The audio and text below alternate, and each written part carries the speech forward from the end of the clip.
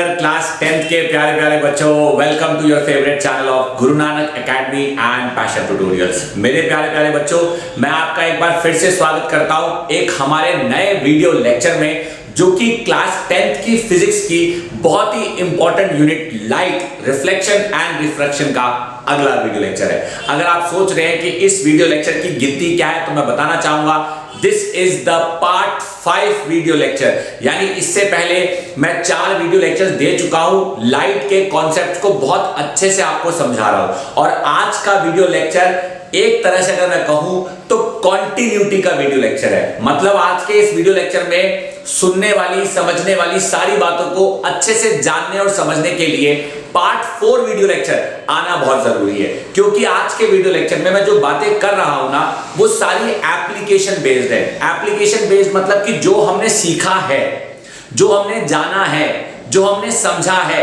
जो हमने पहचाना है, वो हम आज अप्लाई करेंगे। एक बच्चा कहता है क्या, तो जो लोग मेरे वीडियो लेक्चर्स लगातार देख रहे हैं उन्हें पता है क्या, लेकिन जो बच्चा या कोई भी स्टूडेंट आज इस लेक्चर को अगर पहली बार देख रहा है, तो मेरी उसको सजेशन है कि पहले इस वीडियो को देखने से पहले part 4, part 3, part 2 and part 1, जिनका लिंक मैंने डिस्क्रिप्शन में दे दिया है, उसे देखना ना भूलें। तो चलिए शुरू करते हैं हमारा आज का वीडियो लेक्चर। आज हम ऐसा क्या पढ़ने वाले हैं? आज का हमारा जो टॉपिक है उसे हम कहते हैं इमेज फॉर्मेशन। मेरे प्यारे प्यारे बच्चों, आज का जो हमारा टॉपिक है उसे हम कहते हैं image formation by concave mirror. एक बच्चा बोला image formation by concave mirror, इसका क्या मतलब है? बिल्कुल सही।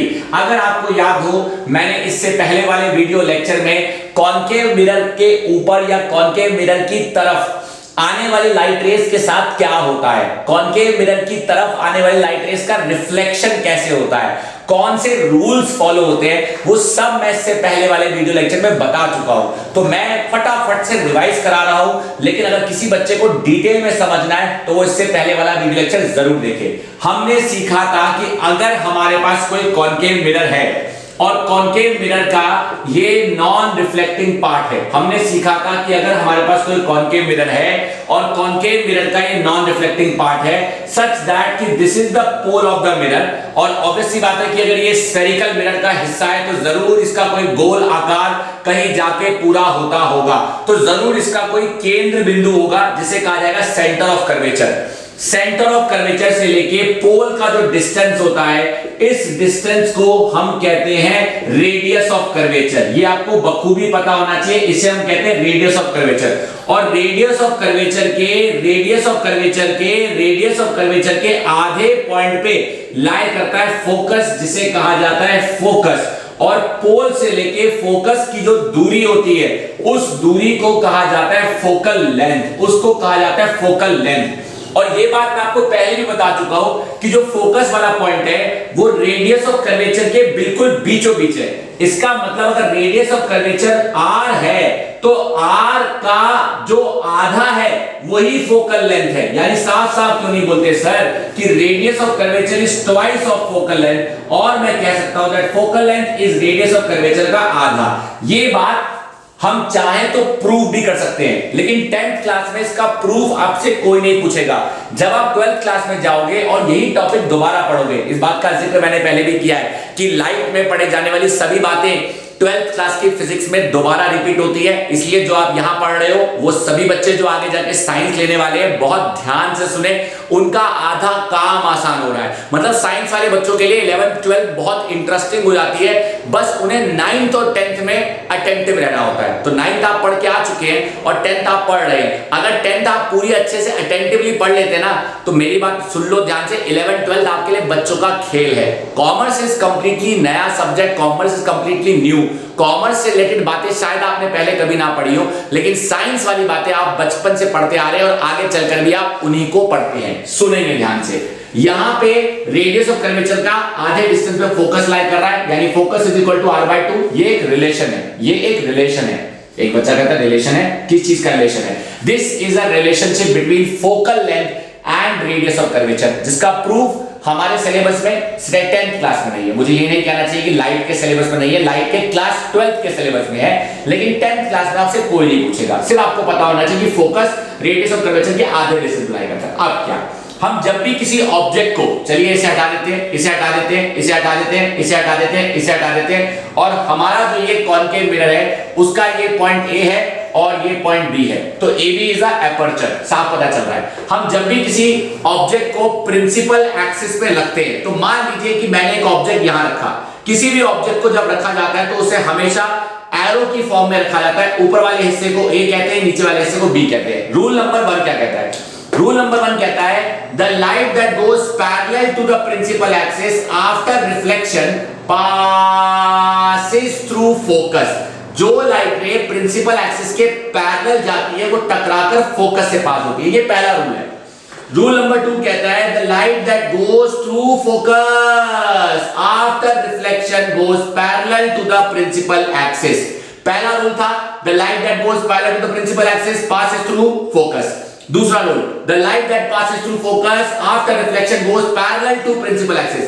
तीसरा रूल कहता है the light that passes through centre of curvature goes back in the same direction, returns back in the same direction, returns back in the same direction। ये सभी एरोज दिखाना बहुत जरूरी है, ये सभी एरोज दिखाना बहुत जरूरी है। अब आप नोटिस करो, मैंने यहाँ पे कितने रूल अप्लाई करे हैं? मैंने इस डायग्राम में टोटल 3 रूल अप्लाई किए, टोटल 3 रूल।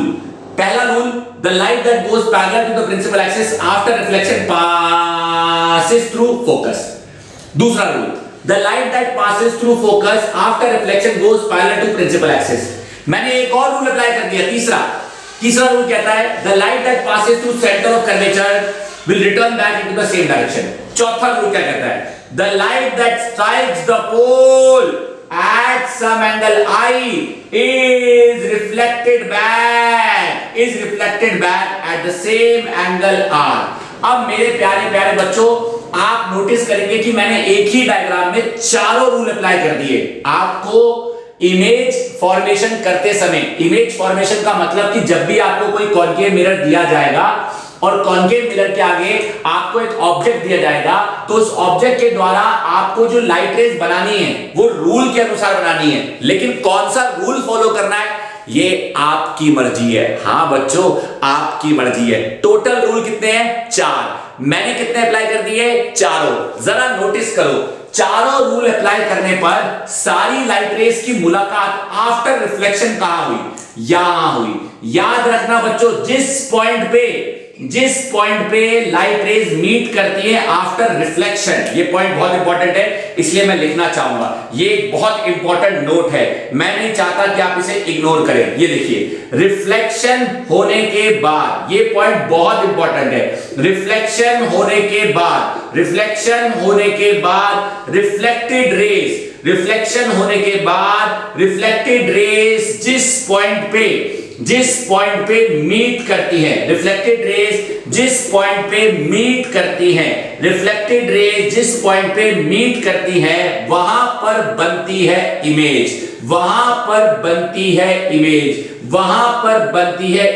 बिल्कुल सही, वहां पर बनती है image. And it is denoted as A-B'। Image शुरू कहां से होगी?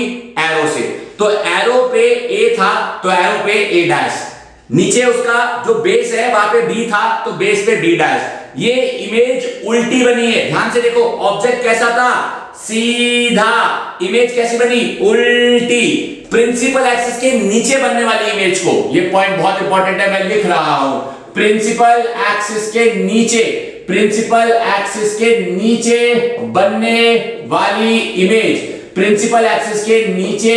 बनने वाली इमेज को कहते हैं रियल एंड इन्वर्टेड इमेज। याद करो, मैंने इससे पहले आपको रियल एंड इन्वर्टेड इमेज का और वर्चुअल एंड डायरेक्ट इमेज का एक मतलब सिखाया है, वो एक मतलब है। लेकिन कॉनकेव मिरर के केस में या कॉन्वेक्स मिरर के केस में इमेज फॉर्मेशन करते समय याद रखें, इमेज कहां बनती है पहले ये समझिए। इमेज हमेशा वहां बनती है जहां लाइट रेज रिफ्लेक्ट होने के बाद मीट करती है। एक बच्चा पूछा, अबे कितनी लाइट रेज? यहां तो चारों की चारों लाइट रेज यहां मीट कर रही हैं। अब सुनो मेरी बात ध्यान से बच्चों, रे डायग्राम बनाने के लिए या ऐसा कोई भी डायग्राम बनाने के लिए, ऑब्जेक्ट कहीं भी पड़ा हो, डायग्राम बनाने के लिए आपको सिर्फ और सिर्फ 2 रूल अप्लाई करने हैं। कौन से 2 रूल अप्लाई करने हैं, इसका डिसीजन आपके हाथ में है।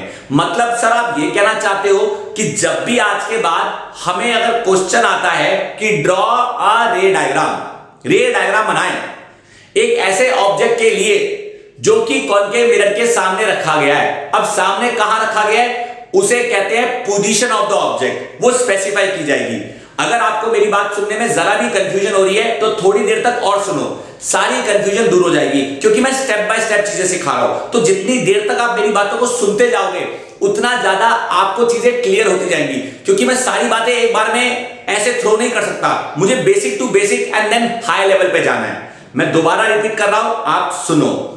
हमें आज के बाद जब भी क्वेश्चन आएगा कि ड्रॉ अ रे डायग्राम और show the image formation by a concave mirror when the object is kept in front of a concave mirror, front of a concave mirror में कहां पड़ा है वो क्वेश्चन में स्पेसिफाई किया जाएगा। हो सकता है इंफिनिटी पर है, ये बात मैंने पहले भी बताई थी। हो सकता है बियॉन्ड सी है, हो सकता है एट सीओ, हो सकता है बिटवीन सी एंड एफओ, हो सकता है एट एफओ, हो सकता है बिटवीन पी एंड एफओ। अब P क्या है, F क्या है, C क्या है, R क्या है, इंफिनिटी क्या है, ये सारी बातें मैं आपको समझा चुका हूं। ये सब कुछ मैंने आपको बताया था when we studied important terms related to spherical mirror, यानी जब हमने spherical mirror से ताल्लुकात रखने वाली important terms के टॉपिक को स्टडी किया था, तब ये सारी बातें समझी थी। फिलहाल अब आपको अपने दिमाग में अगर कुछ बिठाना है तो एक ही चीज बिठानी है कि आज के बाद आपको कभी भी कोई भी रे डायग्राम बनाने को कहा जाएगा तो आप सबसे पहले रूल लगाओगे। कौन सा रूल आपके हाथ में है, लेकिन कितने रूल?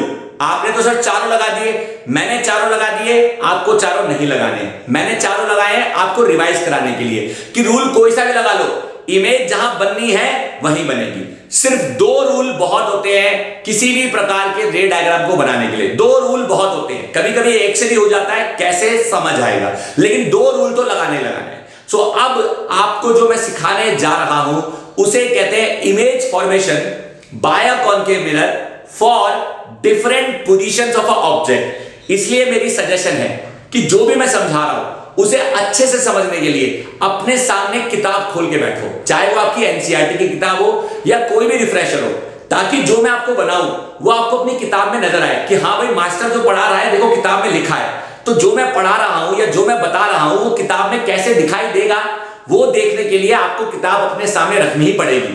तब जाके आपको चीजें डबल समझ आएंगी, तुरंत समझ आएंगी और अच्छे से समझ आएंगी। और सिर्फ मेरे बता देने से या आपके देख लेने से काम नहीं बनेगा। मेरे बता देने के बाद, आपके देख लेने के बाद, अच्छे से समझ लेने के बाद प्रैक्टिस करना बहुत जरूरी है। मतलब कि डायग्राम्स को प्रैक्टिस आपको करना पड़ेगा अपनी कॉपी में प्रॉपर मेजरमेंट लेके। मैं बोर्ड पे स्केल का इस्तेमाल नहीं कर रहा हूं, पेंसिल का इस्तेमाल नहीं कर रहा हूं, सब कुछ अंदाजे से करूंगा। आपको अंदाजे से नहीं करना। अंदाजा मतलब एक बात बताओ, ये एक स्फेरिकल मिरर बनाया, क्या मैंने इसका सेंटर चूज किया था पहले? नहीं ना, मैंने अपनी मर्जी से सेंटर मान लिया और अपनी मर्जी से फोकस मान लिया अंदाजे से। अब यहां से लेके यहां तक कितना है हमें नहीं पता, लेकिन आप ऐसा नहीं करेंगे।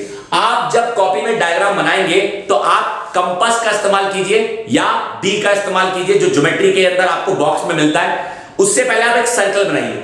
मान लीजिए आपने सर्कल लिया 6 सेंटीमीटर के रेडियस का, फॉर एग्जांपल 6 सेंटीमीटर का एक सर्कल। उस सर्कल को आधा मिटा दो और उसका सेंटर मार्क करो। जहां उसका सेंटर है वो उसका सी है। अब 6 सेंटीमीटर पे अगर सी है तो फोकस कहां होगा? 3 सेंटीमीटर पे, तो फोकस मार्क कर दो। सी मिल गया, फोकस मिल गया, पी पता है। अब ऑब्जेक्ट कहीं भी रखो।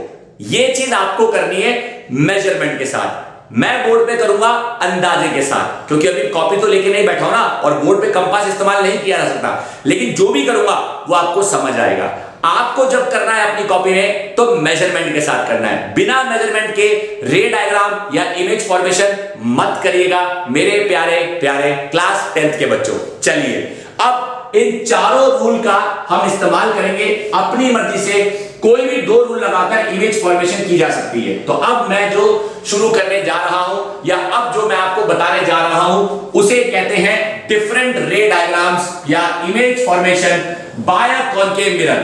Image formation by a concave mirror, image formation by a concave mirror. कब कब जब ऑब्जेक्ट को, आई रिपीट माय सेंटेंस, जब ऑब्जेक्ट को कॉनकेव मिरर के सामने, जब ऑब्जेक्ट को कॉनकेव मिरर के सामने, जब ऑब्जेक्ट को कॉनकेव मिरर के सामने अलग अलग पोजीशंस पे रखा जाता है, अलग अलग पोजीशंस पे रखा जाता है, अलग अलग पोजीशंस पे रखा जाता है।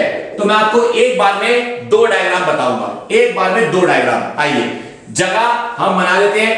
ये मेरा डायग्राम नंबर 1, इसे मैं बोलूंगा इमेज नंबर 1। मेरे प्यारे प्यारे बच्चों, इसे मैं बोलूंगा इमेज नंबर 2, क्योंकि इमेज फॉर्मेशन चल रही है तो इमेजेस की गिनती है। Image number 1, image number 2।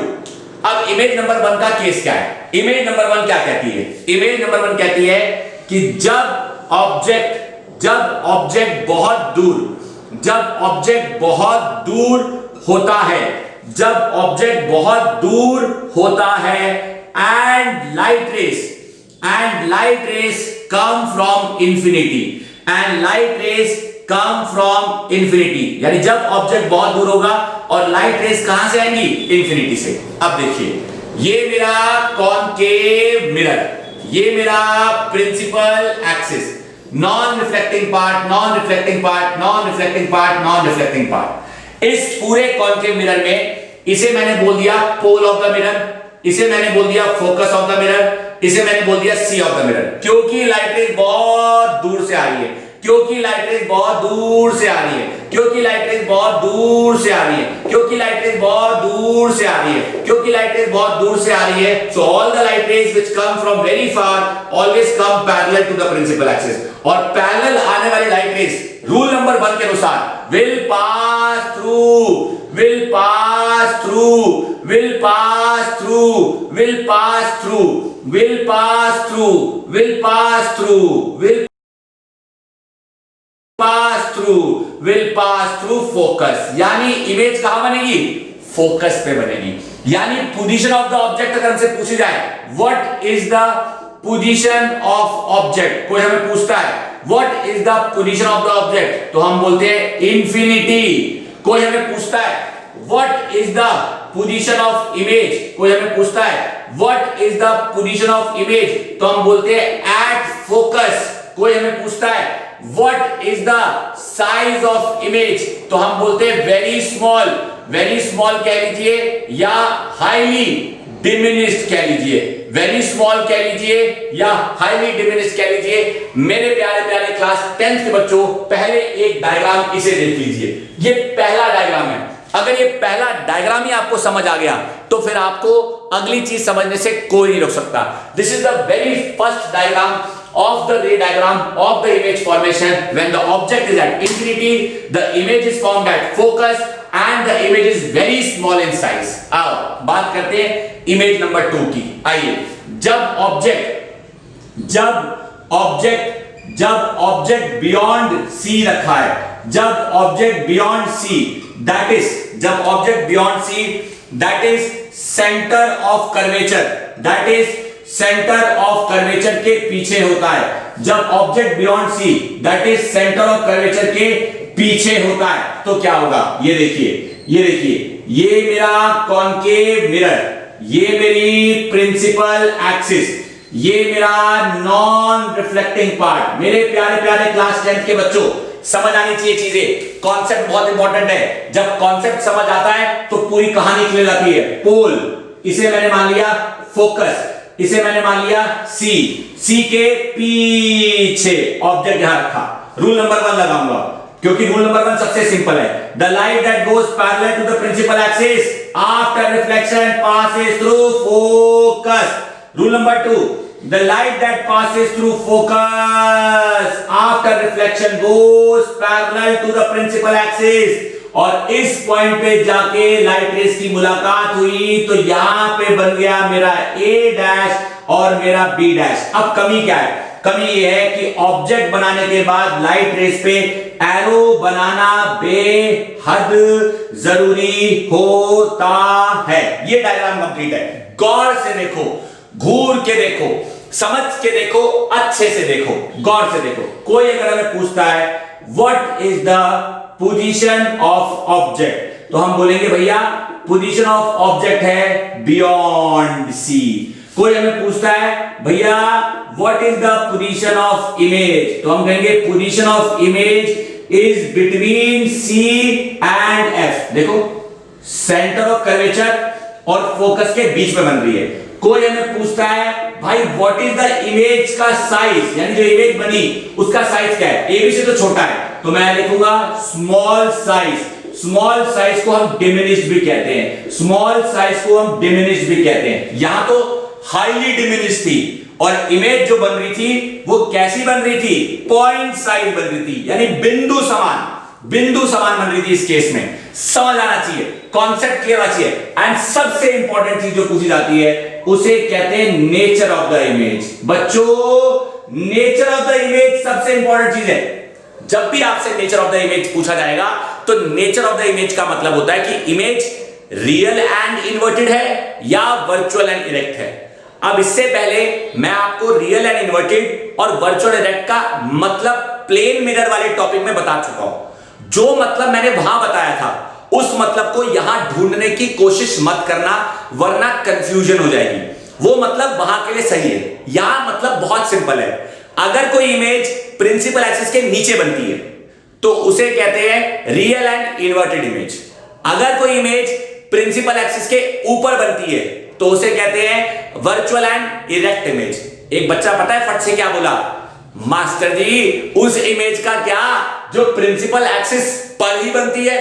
तो कॉन्केव मिरर के केस में प्रिंसिपल एक्सिस पर बनने वाली इमेज का नेचर कॉन्केव मिरर के द्वारा बाकी इमेजेस के नेचर से मैच करता है।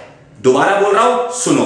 कॉन्केव मिरर के केस में प्रिंसिपल एक्सिस पर बनने वाली इमेज का नेचर कॉन्केव मिरर के द्वारा बनने वाली बाकी इमेजेस के नेचर से मैच करता है।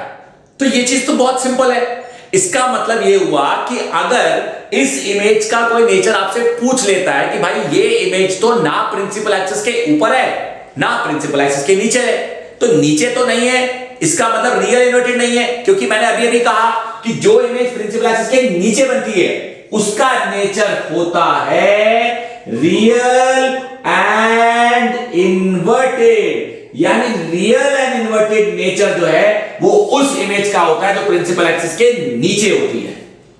और जो इमेज प्रिंसिपल एक्सिस के ऊपर बनती है उसका नेचर होता है वर्चुअल एंड इरेक्ट। लेकिन उस इमेज का क्या जो प्रिंसिपल एक्सिस पर है, तो कॉन्केव मिरर के केस में प्रिंसिपल एक्सिस पर बनने वाली इमेज भी real and inverted he consider की जाती है। सो माय डियर क्लास 10th के प्यारे प्यारे बच्चों, इमेज नंबर 1 और इमेज नंबर 2 में ध्यान से देखो मैंने किया क्या। इमेज नंबर 1 में ऑब्जेक्ट बहुत दूर था, मैं पास लाया पास लाया पास लाया पास लाया, लेकिन बहुत पास नहीं लाया। पास भी कितना, सी के पीछे ले आया। अब क्या कर सकता हूं, एक बच्चे का थोड़ा और आगे ले जाओ। जब आप दूर से पास ला सकते हो तो पास से और पास ले जाओ। तो अभी यहां पर है, एक बच्चा कहता है यहां ले जाओ, यार यहां ले जाके भी कोई फायदा नहीं। क्यों? क्योंकि यहां रखूं या यहां रखूं या यहां रखूं या यहां रखूं, कहीं भी रख लो, कहलाएगा तो बियॉन्ड सी। तो फिर क्या करें, सी पे रख दो। यस, हमारी अगली सिचुएशन जो मैं आपके सामने बनाने जा रहा हूं या आपको सिखाने जा रहा हूं उसे कहते हैं इमेज तब जब ऑब्जेक्ट को हम रखते हैं एट सी, यानी तब जब हम ऑब्जेक्ट को रखेंगे एट सी। मतलब सर अब क्या करने जा रहे हो, इमेज नंबर 1 इमेज नंबर 2 बताने के बाद मैं आपको बताने जा रहा हूं इमेज नंबर 3 और मैं बताने जा रहा हूं आपको इमेज नंबर 4 और ये मेरा प्रिंसिपल एक्सिस। आइए इमेज नंबर 4 क्या कहती है, इमेज नंबर 3 क्या कहती है, जब ऑब्जेक्ट को सी पर मतलब यानी सेंटर ऑफ कर्वेचर पे रखा जाता है। जब ऑब्जेक्ट को सी पर यानी सेंटर ऑफ कर्वेचर पे रखा जाता है, जब ऑब्जेक्ट को सी पर यानी सेंटर ऑफ कर्वेचर पे रखा जाता है। इमेज नंबर 4 क्या कहती है, जब ऑब्जेक्ट को सी के आगे ले जाकर जब ऑब्जेक्ट को बिटवीन सी एंड एफ रखा जाता है, जब ऑब्जेक्ट को बिटवीन सी एंड एफ रखा जाता है। मेरे प्यारे प्यारे क्लास 10th के बच्चे सुनो ध्यान से, ये देखिए कॉनकेव मिरर, प्रिंसिपल एक्सिस, सारा खेल अंदाजे का। आप नहीं लगाएंगे अंदाजे का खेल, आपको जब भी डायग्राम बनाएंगे, जब भी रे डायग्राम बनाएंगे, मेजरमेंट से खेल खेलेंगे। हमें तो प्रैक्टिस होती है, हम टीचर होते हैं, इसलिए हमें प्रैक्टिस होती है, हम बना देते हैं डायग्राम। आप जब भी डायग्राम बनाएंगे तो आप डायग्राम अंदाजे से नहीं बनाएंगे। आइए मेरे प्यारे प्यारे बच्चों, ये हो गया मेरा पोल, ये हो गया मेरा एफ, ये हो गया मेरा सी, ये हो गया मेरा पोल, ये हो गया मेरा एफ, ये हो गया मेरा सी। अब सेंटर ऑफ कर्वेचर, पहले सेंटर ऑफ कर्वेचर पे ऑब्जेक्ट रखा, ऑब्जेक्ट रखा कहां पे मैंने, सेंटर ऑफ कर्वेचर पे। The light that goes parallel to the principal axis passes through focus, the light that passes through focus after reflection goes parallel to principal axis, और ये meet कर रही यहां पर, यानी इमेज एग्जैक्टली कहां बनी। अगर ये ऑब्जेक्ट ए बी था तो इमेज बनी ए डैश बी डैश। आप देख रहे होंगे कि थोड़ा सा पहले मीट कर दी, वो तो आप मेजरमेंट जब करेंगे तो बिल्कुल एग्जैक्टली सी पर ही मीट करेगी। यानी जब ऑब्जेक्ट सी पर था या जब ऑब्जेक्ट सी पर होता है तब इमेज भी सी पर बनती है, तब इमेज भी सी पर बनती है। गौर से देखो, घूर के देखो मेरे प्यारे प्यारे क्लास 10th के बच्चों, ऊपर से सेम साइज की बनती है। तो अगर कोई आपसे पूछे कि what is the position of object, अगर कोई आपसे पूछे what is the image of object, कोई आपसे पूछे what is the size of object, कोई आपसे पूछे what is the nature of object, तो मेरे प्यारे प्यारे बच्चों, position of object at C, image of object at C, size of the object same size, nature of the object real and inverted. पहले देखो मैंने कितने रूल लगाए, 2 रूल, एक पैरेलल जाने वाला, एक फोकस से पास करने वाला। देखो पूरा डायग्राम अच्छे से देखो मेरे प्यारे प्यारे क्लास 10th के बच्चों। इतना अगर आपको समझ आ रहा है ना तो समझो ये चैप्टर के अंदर पढ़े जाने वाला ये कॉन्सेप्ट आपके बाएं हाथ का खेल है।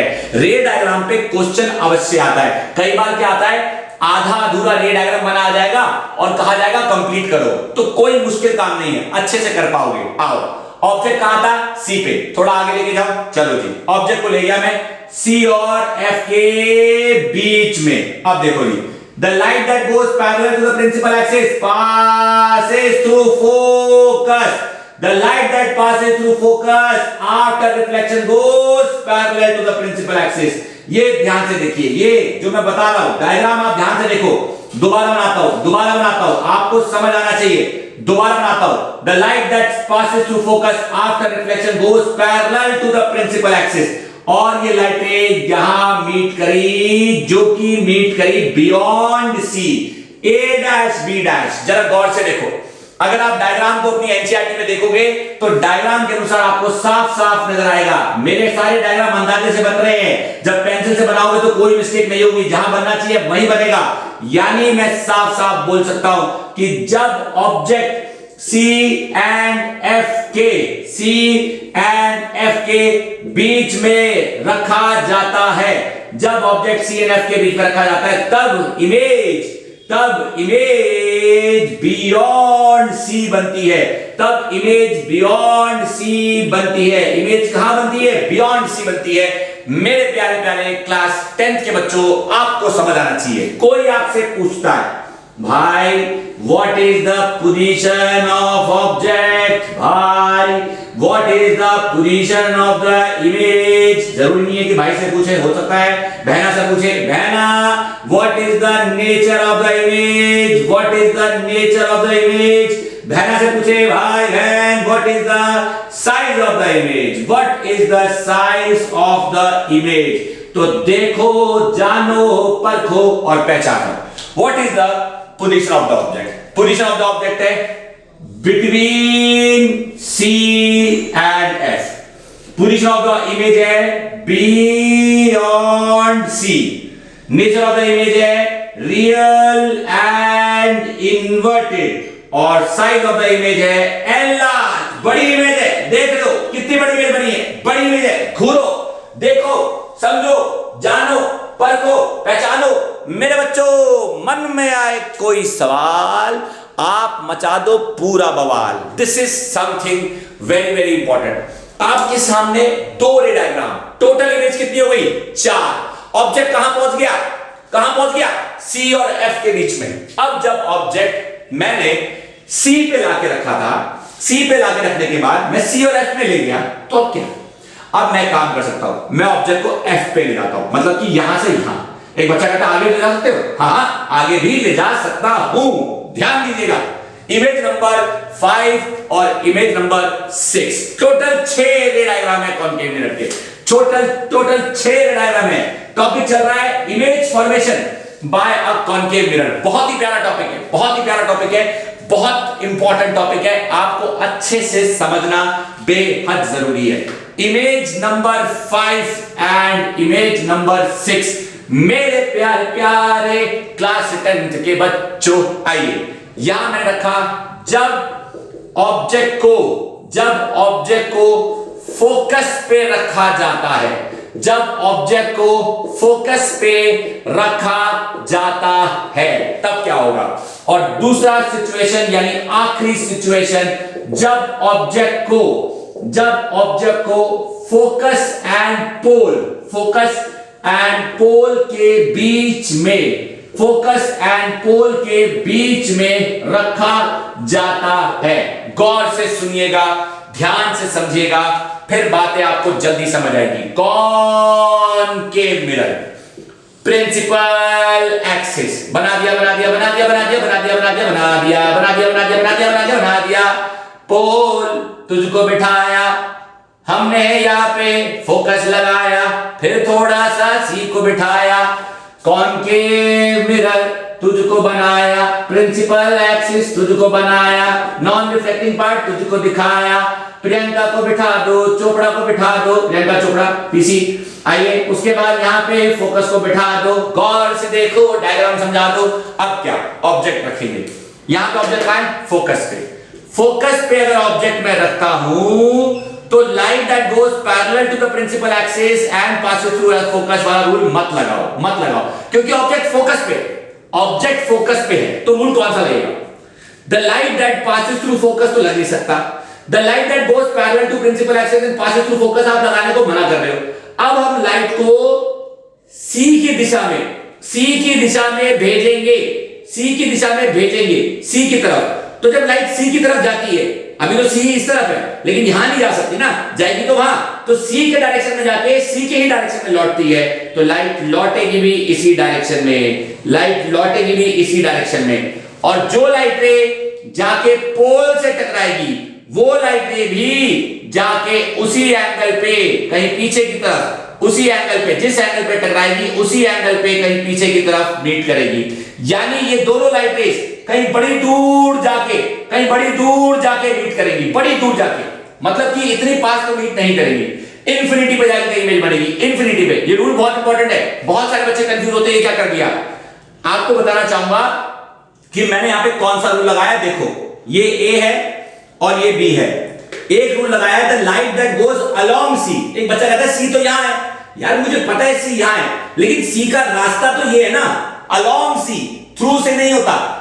थ्रू सी मतलब सिर्फ सी से पास करना, तो अलोंग सी मतलब सी के रास्ते में अगर शीशे से जाके टकराती है तो उसी दिशा में लौट कर भी आती है। ये रूल भी ऐसे लग सकता है, ऐसे काम कर सकता है, इसलिए कंफ्यूज मत होना। और जो लाइटें पोल से जाके किसी आई पे टकराती है वो उसी आर पे लौट कर आती है। अब दोनों लाइटें जहां मीट तो नहीं करती, लेकिन जहां भी मीट करेंगी बहुत दूर मीट करेंगी। तो मैं यहां लिख रहा हूं, जब ऑब्जेक्ट को, मैं यहां लिख रहा हूं, जब ऑब्जेक्ट को फोकस पे रखा जाता है, मैं यहां लिख रहा हूं, जब ऑब्जेक्ट को फोकस पे रखा जाता है तब उसकी light rays, I repeat my sentence, तब उसकी लाइट रेस, तब उसकी लाइट रेस रिफ्लेक्ट होने के बाद, तब उसकी लाइट रेस रिफ्लेक्ट होने के बाद, तब उसकी लाइट रेस रिफ्लेक्ट होने के बाद बहुत दूर मीट करती है, बहुत दूर जाकर मीट करती है, बहुत दूर जाकर इंफिनिटी पे मीट करती है, इंफिनिटी पे मीट करती है एंड हाईली एनलार्ज इमेज बनती है, बहुत बड़ी फैली हुई इमेज बनेगी, हाईली एनलार्ज इमेज बनती है, हाईली एनलार्ज इमेज बनती है। मेरे प्यारे प्यारे क्लास 10th के बच्चों, बातें समझ आनी चाहिए, कॉन्सेप्ट क्लियर होना चाहिए। इस सिचुएशन में अगर कोई हमें कहता है कि भाई बताओ, मैंने कहा भाई क्या बताना है, कहता है बताओ what is the position of object, कोई कहता है बताओ what is the position of object, कोई कहता है बताओ, मैं कहा क्या भाई, what is the position of image, कोई कहता है बताओ, मैं कहा भाई क्या, what is the size of image, कोई कहता है बताओ, मैं कहा भाई क्या, what is the nature of the image. तो ये आप खुद सोच सकते हो, ये चार चीजें हर डायग्राम के साथ बखूबी लिखनी, दिखानी, बतानी बहुत जरूरी है। So what is the position of the object at focus, what is the position of the infinity at infinity image, size of the image enlarged, highly enlarged, I should say highly enlarged, and what is the nature of the image, real and inverted। मेरे प्यारे प्यारे class 10th के बच्चों, देख लो मेरी बातें सारी, बच्चों समझ आना चाहिए, कॉन्सेप्ट की क्लैरिटी होनी चाहिए। इमेज कहीं बहुत दूर जाके बनेगी, इसमें कहीं बहुत दूर जाके इमेज बनेगी जब प्रॉपर मेजरमेंट के साथ डायग्राम बनाओगे ना, प्रॉपर मेजरमेंट के साथ, प्रॉपर मेजरमेंट के साथ। सारा खेल अंदाजे का है, मैं मेजरमेंट लेके काम नहीं कर रहा हूं, लेकिन आपको वो बता रहा हूं जो एक्चुअली में होता है। इसलिए जो भी मैं करूं, जो भी मैं बताऊं, उसे मेजरमेंट लेके करो, कभी गलत नहीं होगा, गारंटी बता रहा हूं, यही रूल लगेंगे। आओ, अब ऑब्जेक्ट चला गया फोकस और पोल के बीच में, ये आपका ऑब्जेक्ट। अब ऑब्वियसली बात है पैरेलल नहीं जा सकता, फोकस पीछे रह गया, नहीं जा सकता, तो सी के अलोंग जाएगा और सी के ही अलोंग वापस आएगा, पोल से टकराएगा और वापस जाएगा। हे बाबा, क्या ये मिल सकते हैं? कभी नहीं। एंगल आई पे टकराया, एंगल आर पे गया, यहां पे गया और यहां पे लौटा। ये वाला लाइट रे जब इस दिशा में गया था तो इसी दिशा में लौटा। देखो मेरे प्यारे प्यारे क्लास 10th के बच्चों, ये ऑब्जेक्ट ए, ये ऑब्जेक्ट बी, क्योंकि यहां पे लाइट रेज मीट नहीं करती, तो बच्चा कहता मतलब क्या इमेज नहीं बनेगी? इमेज बनेगी, ऐसा नहीं है कि इमेज नहीं बनेगी। हम इमेज को बनाने के लिए इस लाइट रेस को पीछे की तरफ प्रोड्यूस करेंगे, पीछे की तरफ प्रोड्यूस करेंगे, पीछे की तरफ प्रोड्यूस करेंगे, और जब पीछे की तरफ प्रोड्यूस करेंगे तो आप नोटिस करोगे कि इस पॉइंट पे जाकर, इस पॉइंट पे जाकर, इस पॉइंट पे जाकर light rays will meet and will form a enlarge image A dash B dash. पहले देखो डायग्राम को, अच्छे से देखो, डायग्राम आपको दिखना चाहिए कि डायग्राम के अनुसार जब हमने लाइट रेस को पीछे प्रोड्यूस किया तो लाइट रेस को पीछे प्रोड्यूस करने पर जो हमारी इमेज है वो कहां बनी? ए डैश बी डैश में बनी। इसको थोड़ा अच्छे से प्रोड्यूस कर लेते हैं, ये तो सही प्रोड्यूस हुई है, इसे भी थोड़ा अच्छे से कर लेते हैं ताकि ऐसा नहीं लगना चाहिए कि हम जानबूझ के कर रहे हैं। तो ये देखिए साफ साफ दिख रहा है, बहुत अच्छे से दिख रहा है कि कैसे लाइट रेस को जब पीछे प्रोड्यूस किया गया तो मीट करी। एक बच्चा कहता है लाइट रेस पीछे प्रोड्यूस की गई, कौन सी लाइट रेस भाई? कौन सी लाइट रेस है जो शीशे के पीछे जाती है? क्या शीशे के पीछे लाइट रेस जा सकती है? नहीं जा सकती। फिर ये क्यों करा आपने? यार सबर, गुस्सा नहीं बच्चा, गुस्सा नहीं। ये थ्योरेटिकल है, प्रैक्टिकली ऐसा नहीं होता। प्रैक्टिकली वो लाइट रेस शक्ल दिखा देती है स्क्रीन पर, यानी स्क्रीन पे इमेज ऑब्टेन हो जाती है, मतलब जो इमेज है वो स्क्रीन पे दिखती है। लाइट रेस पीछे ले जा रहे, वो हम अपने ले जा रहे हैं देखने के लिए कि इमेज कहां बन रही होगी। एक्चुअली में इमेज शीशे पे बन जाती है। क्यों? क्योंकि वहां पहुंचने से पहले शीशा आ गया। तो हमें क्या दिखेगा? हमें शीशा दिखेगा। जानते हो ये कौन सा केस है? ये वही केस है जो शेविंग मिरर के रूप में या आपके मेकअप मिरर के रूप में इस्तेमाल होता है, जिसमें आपका चेहरा शीशे के बहुत पास होता है और सब कुछ बड़ा नजर आता है, इमेज एनलार्ज नजर आती है, यानी वर्चुअल एंड इरेक्ट नजर आती है, बड़ी नजर आती है, छोटी चीज बड़ी। ये वही सिचुएशन है जो मैंने कहा था कि शीशे के पास अपनी आंख लेकर आते हो और आपको सब कुछ बड़ा दिखता है, अच्छे से दिखता है। बातें समझ आ रही हैं? डेंटिस्ट इसे यूज करता है आपके दांतों में छोटे छोटे कीटाणुओं को अच्छे से देखने के लिए, क्योंकि आपके दांतों को जिस कॉन्केव मिरर के वो पास ला के रखता है, वो बिल्कुल उसकी पोजीशन, उसके पोल और उसके फोकस के बीच में आके सेट होती है, तो उसे बड़ा दिखता है और आपके दांतों में फंसे हुए कीटाणु उसे अच्छे से दिख जाते हैं। बातें समझ आनी चाहिए कि कॉन्केव मिरर कहां काम आ रहा है। यूजेस ऑफ कॉन्केव मिरर बता दिए मैंने बातों बातों में। यूजेस ऑफ कॉन्केव मिरर और भी कई सारे यूजेस आपको पढ़ने को, देखने को, जानने को, समझने को, परखने को कहीं ना कहीं मिल जाएंगे, लेकिन whatever I have explain in this video is something very very important. अब अगर हम लोग पूछे भाई इस केस में पोजीशन ऑफ ऑब्जेक्ट क्या, तो हम कहेंगे भाई बिटवीन फोकस एंड पोल। भाई पोजीशन ऑफ इमेज क्या, तो हम कहेंगे बिहाइंड द मिरर। हम कहेंगे behind the mirror, behind the mirror. कोई हमसे पूछे भाई साइड ऑफ द इमेज क्या, भाई एनलार्ज। भाई नेचर ऑफ द इमेज क्या, वर्चुअल एंड इरेक्ट। देखो, घूरो, जानो, परखो, पहचानो। कॉन्केव मिरर के द्वारा बनने वाला ये छठा इमेज था, ये 6th इमेज थी जो मैंने आपके सामने बनाई। 6 इमेजेस आपके सामने है और 6 इमेजेस से आपको चीजें समझ आ रही है, एक बेसिक फंडा क्लियर हो रहा है। 6 इमेजेस आपके सामने है, एक बेसिक फंडा आपके सामने आपको क्लियर हो रहा है कि कैसे कॉन्केव मिरर का इस्तेमाल किया जाता है अलग अलग पोजीशन पे रखे गए ऑब्जेक्ट की इमेज को प्राप्त करने के लिए। ये तो चेहरा देखने के काम आता है। चेहरा हमेशा बड़ा दिखता है जब भी शीशे के पास होता है। हम चाहते हैं कि हमारा चेहरा में क्लियर दिखे, हम चाहते हैं कि हमें सब कुछ अच्छे से दिखे, तो हम इसी सिचुएशन पे आते हैं। I hope my dear class 10th के प्यारे प्यारे बच्चों कि 6 इमेजेस से आपको कॉन्सेप्ट क्लियर हो गया होगा। What is important for you now? What is important for you now to understand is the fact that whatever image diagrams I have drawn at present on the board, मैंने जितने भी आपको ये 6 image formation के diagram बताए हैं, मैं दोबारा बोल रहा हूं, अंदाजे से बनाए हैं, लेकिन आप जब मेजरमेंट लेके करोगे ना, तो मेरी आपको गारंटी है that you will find that your diagrams will look very neat and clean if you use a proper measurement, proper scale, rubber, pencil सब लेके आप प्रैक्टिस जरूर करना, तब जाके आपको ये चीजें समझ आएंगी। मेरे प्यारे प्यारे क्लास 10th के बच्चों, समझ आई बातें? अब क्या, अब कुछ नया नहीं है। एक्चुअली में जितना मैंने आपको ये बता दिया, इससे हमारा टॉपिक खत्म हो जाता है। कौन सा topic? The topic of image formation by concave mirror. बिल्कुल सही। ये छठे डायग्राम के बाद मैं इस बात का ऐलान कर सकता हूं कि कॉन्केव मिरर के द्वारा जो 6 इमेजेस है, 6 इमेजेस, वो कैसे बनती है मैंने आपको सिखा दिया है। चलो समरी देता हूं, इसी चीज की आपको एक समरी बना के दिखाता हूं और image formation by concave mirror का एक टैबुलर फॉर्म देता हूं, एक समराइज्ड वर्जन देता हूं, एक समरी देता हूं कि कैसे इसकी समरी को स्टडी किया जाता है। चलिए अब हम करने जा रहे हैं जो हमने अब तक पढ़ा उसका एक समराइज्ड वर्जन। तो मैं यहां पे आपको बताने जा रहा हूं मेरे प्यारे प्यारे बच्चों, जिसे हम कहते हैं समरी ऑफ इमेज फॉर्मेशन।